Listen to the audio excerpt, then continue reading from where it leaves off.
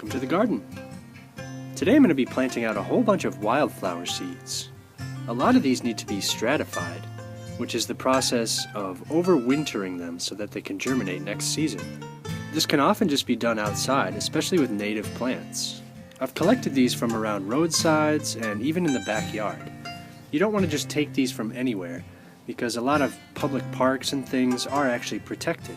But once you've collected up your seeds, it's a good idea to label them. This one is bee balm. It's that beautiful purple flower.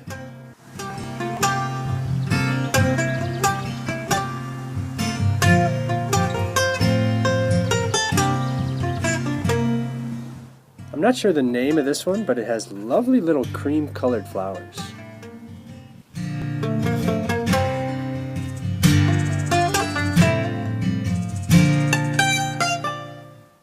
This is crown vetch. It's a gorgeous purple ground cover.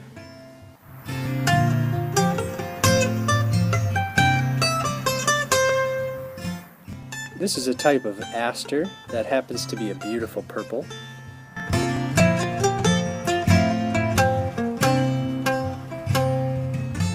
And this is a similar aster, but it's much, much larger.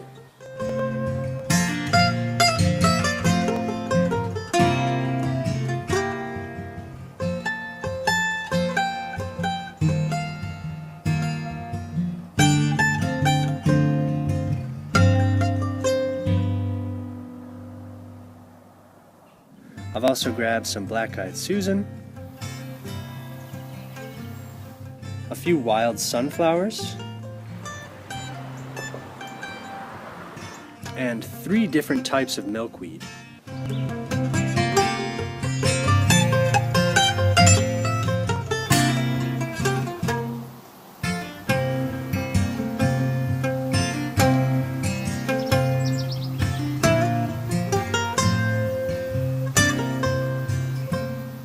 As a general rule, I bury my seeds as deep as they are tall. So if we look at this milkweed seed, milkweed is probably the largest one we have. And then these tiny little ones are from a beautiful pink flower.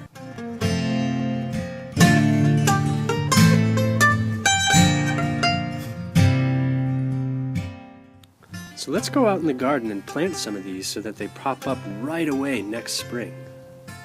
There's actually still a little bit of color on these marigolds. I love that. And last time I checked, yeah, look at that. This is our last cornflower. Look at that blue color, isn't that stunning? I'm not sure why this stayed blue for so long, because look, it's dry. So I think I'm gonna pick this, and we'll see if we can keep this indoors and keep it blue. It's really, really cool. I just love that. But this is the only flower that did this, so I think it's pretty rare.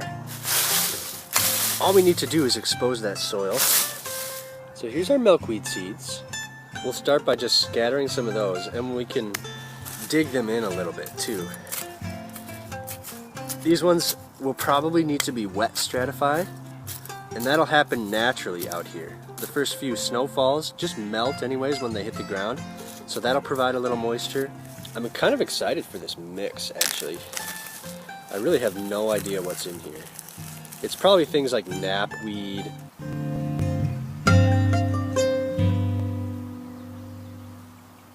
And all sorts of just little random wildflowers. And I want to make sure we get good coverage. I don't want to just plant them here. I'm actually going to scatter them all over the place. So when they're large like these milkweed, I want to make sure to push them down under some soil. I also have some really, really tiny seeds. So all we want to do is scatter them on some soil, maybe spread them out a little bit, and just press them in. And then the final step is just to cover back up with leaves. This is important to insulate so they don't get too cold. You can actually still stratify your seeds even if you don't have cool weather. So if you live somewhere really warm, you just want to take your seeds. I'll just use crown vetch here for example. And I usually add about a handful of soil straight into the bag. And then it's important to actually keep these moist. Most seeds that need to be stratified like to be wet stratified.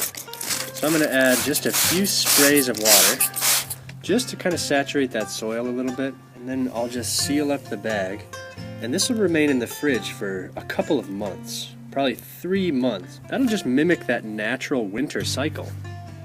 So if you've had trouble germinating your seeds, you can do a quick search online to see if they need to be stratified or wet stratified.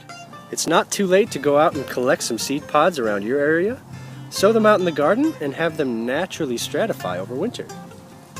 So I hope you give this a go in your garden. Thank you all so much for watching, and I hope to see you next time.